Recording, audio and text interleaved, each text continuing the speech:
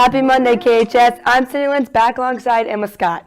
Today on KHS-TV, we'll take a look at the past week's homecoming highlights and one of KHS's students' big laugh and contagious smile. That and more. KHS-TV starts now.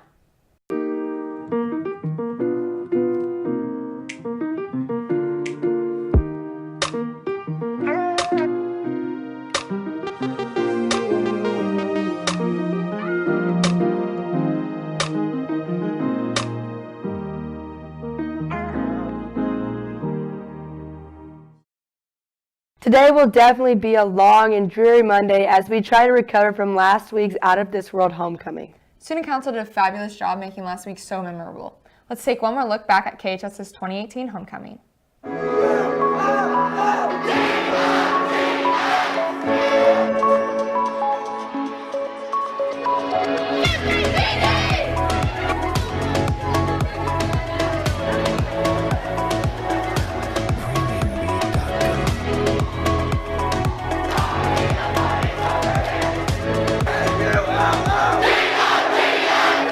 And where everyone goes, and number 2, be loud.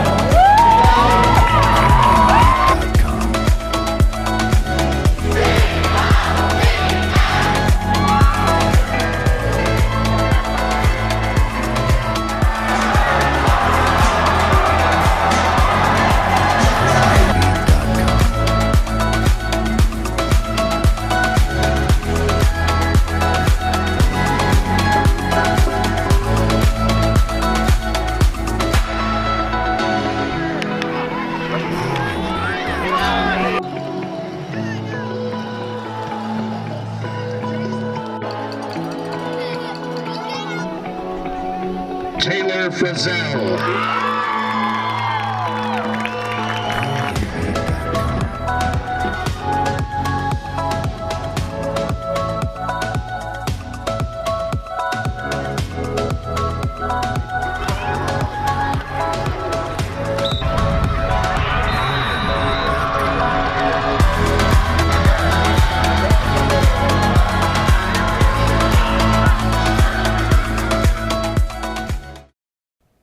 During last week's Powder Puff game, KHS crowned senior homecoming king Jack Thorne.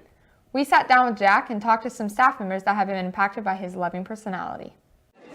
Walk down the halls of Kearney High School on a typical day and you'll bump into lots of different students. Some grouchy, some laughing, and some not even awake yet.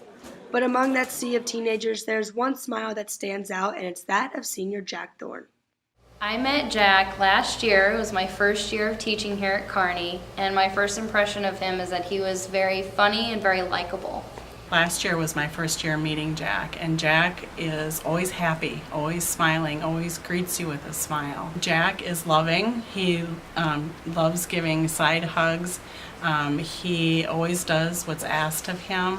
He is very caring.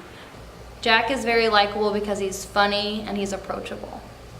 Some of my favorite memories with Jack are, this year we're in a men's life fitness class, and Jack is scared of the ball. So one thing that I worked on with him was to make him so he would catch the ball.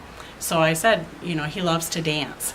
And so I told him if he caught the ball, then he could dance. So now he's got a football touchdown dance that he does. Jack is loved by many of his classmates, so much so that Mr. Popular was nominated for Kearney High School Homecoming King. Jack was pumped to win Homecoming King. I was happy. Jack's reactions, I think, were his hands above his head. He was pretty excited, yep. I think he was nominated for Homecoming King because he's just always happy, no matter what day it is, anytime, he's always happy. Like any other high school student, Jack is busy. He's involved with Special Olympics, volunteering at the Good Samaritan, and a member of the high school varsity swim team.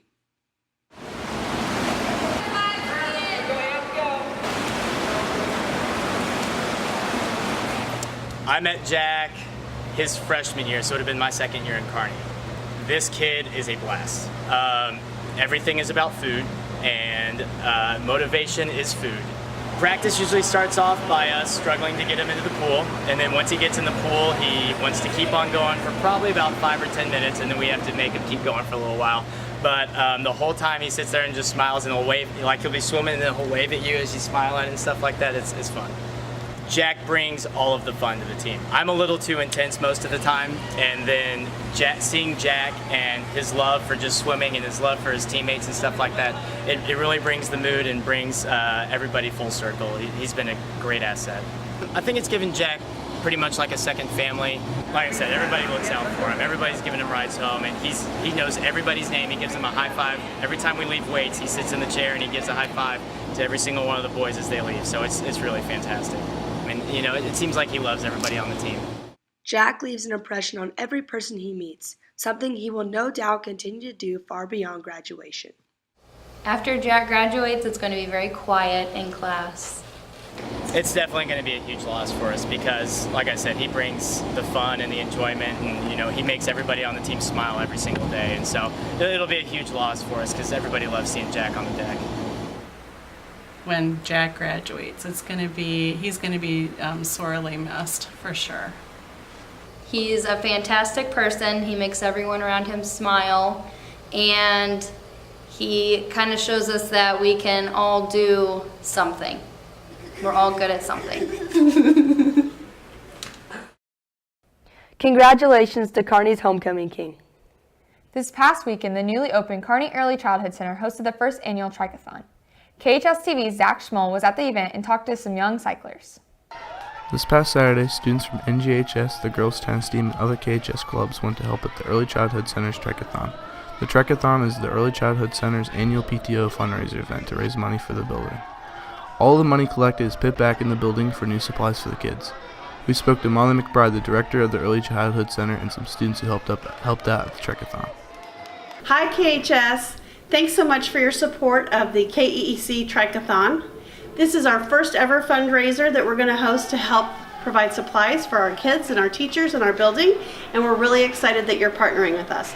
Thank you to the tennis team, to the FACS classroom, and to NHS, and everybody who's helping us keep our kids safe at the Triathlon. Hi, my name is Jack. How was the Triathlon? Did you have fun? Yeah. Yeah, why'd you want to do it? Because I thought it would be really fun. Did you win? Yeah. You won. I just want to come help out the little kids and support the community. It's so awesome to have these kids come out on a Saturday morning and give the new education center the support. It's been a really awesome experience and we're so appreciative. For KHS-TV, this is Zach Schmoll. Emma, you volunteered at the Triathlon this weekend, right? Yeah, I did. It was a lot of fun and a great experience, and I think the kids had just as much fun as we did. Looks pretty cool. Now to KMO Sports with Zach Schmoll.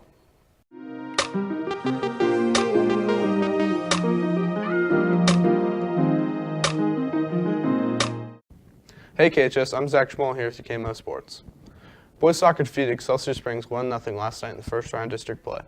The win advances the boys to the district final Wednesday at 6 p.m. versus Smithville. Last night, varsity volleyball played Lee Summit West at home. The girls got behind early in the first set and tried to come back, gaining some momentum heading into the second set, losing a final score of 21-25. The girls were leading most of the second set, but couldn't quite close it out, losing in a thriller 26-28. We spoke to junior Quinn Weekly about the matches last night. There were a lot of different emotions to the second match. There was definitely a lot of excitement because we got up on them, a little bit of worry at some points because they got on runs, but overall it was a really good match. We worked really hard and everyone worked together really well. That's all you can ask for against a really good team like them. This game was really a game to get ready for later opponents. We have Liberty coming up next Monday and Platte County on Thursday, which are two really big games. We always play Liberty in the district championship, so we're ready. We're trying to get ready for them. The girls are now 15-3 on the season. They travel to Grandview tonight for a conference matchup, and then are back at home on Thursday versus Platte County. That's all for sports, not pop culture.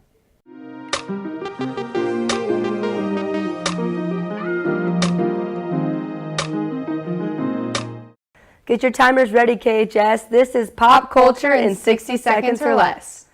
Rapper Mac Miller was found unresponsive in his Studio City home on Friday and was pronounced dead at 11:51 a.m. He was only 26 years old. Cardi B was escorted out of New York Fashion Week on Friday with a large bump on her head after things turned physical with Nicki Minaj. This continues their ongoing feud. Serena Williams received a $17,000 fine on her conduct in Saturday's U.S. Open Finals, with the largest fine being $10,000 for calling the chair umpire a quote-unquote thief. This set the Twitter universe into uproar, as men tennis players have been seen ranting to umpires for years without being fined. Williams fans took to Twitter to defend her, calling the chair umpire's penalties sexist. On a more positive note, Black Panther is now on Netflix, and American Horror Story's 8th season starts tonight on FX.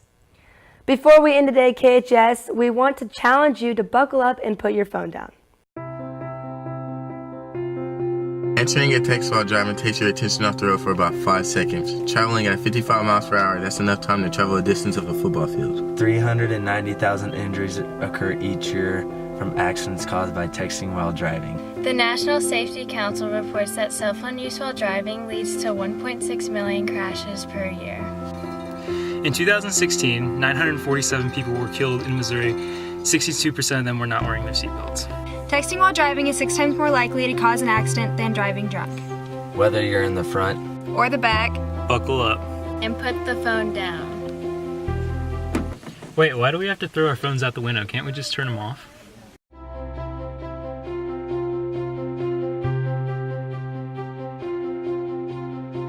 We challenge you, Smithville, to buckle up and put your phone down.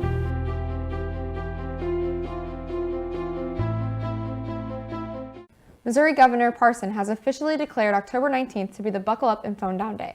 Check out our KHS-TV Twitter page for more information and to take the challenge yourself. We hope you have an amazing Monday, KHS. We'll see you back here tomorrow.